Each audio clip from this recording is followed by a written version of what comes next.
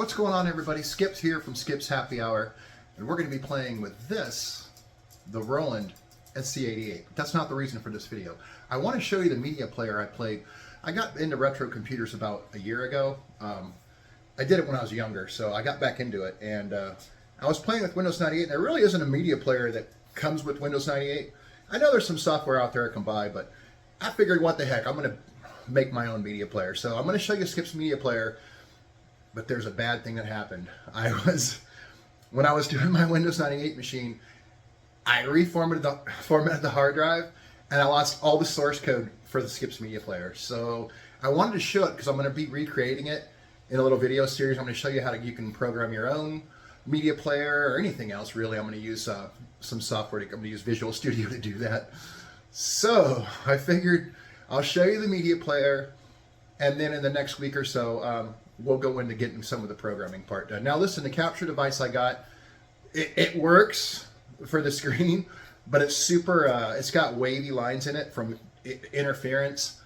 So we're going to use my Nikon camera to capture the screen. I actually think it looks better. So, all right, let's get right to it. Thanks for joining me. Okay, one other thing, I don't have my wireless mics on, so I'm using the camera because I left my wireless mics at work. I was doing a travel blog project, and I left them at work, so I don't know. So let's go. Here we go. Let's see what happens. Okay, so here we have the Skip's media player here. I did the icon. So all right, once it pulls up, it's a very simple little thing. I just wanted something I could play files with, autoplay, without having to pick one at a time or whatever. So I just made this little stupid thing. You can pick your drive if you want to. We're going to go over to down here off the compact flash drive, which is my 2 gigabyte DOS drive, and we're just going to pick a file here. But before I do, I want to show you that you can also, if you go to About, you can do the color if you want to get fancy or something. I don't know, make a different color. All right, this mouse is giving me totally, but there you go. You can also do a network drive if you want to, and you can also system information here. You can just look at all the system. I just put it in there for whatever reason. Okay, so there you go. Or you can reset, click OK. Also the autoplay feature there.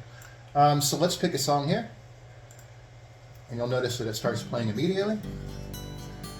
So I like it because, for one, it just works.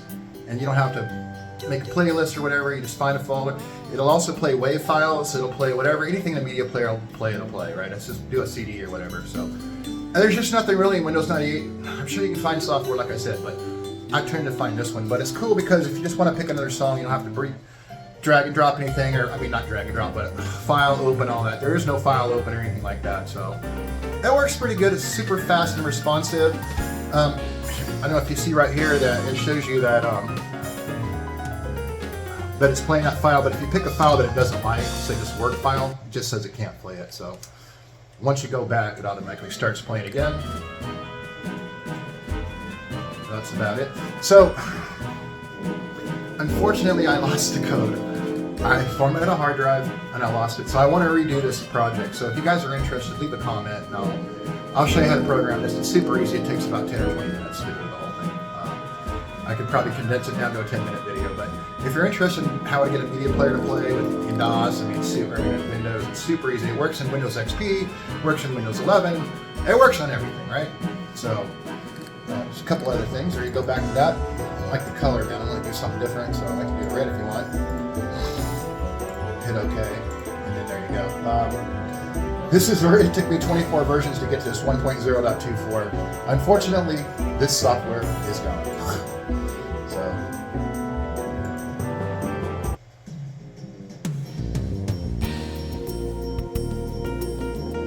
I just think it's super cool.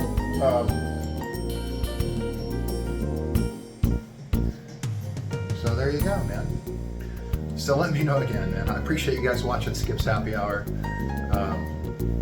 Again, I have to recreate the software, and unfortunately, this is the only copy I have. I do have an installer file, but I want to redo it because there's a couple features I want to add to it, and so it really just pisses me off. It wasn't a lot of work, but something that I programmed that I want to recreate it. So All right, then let's stop this and we'll end the video.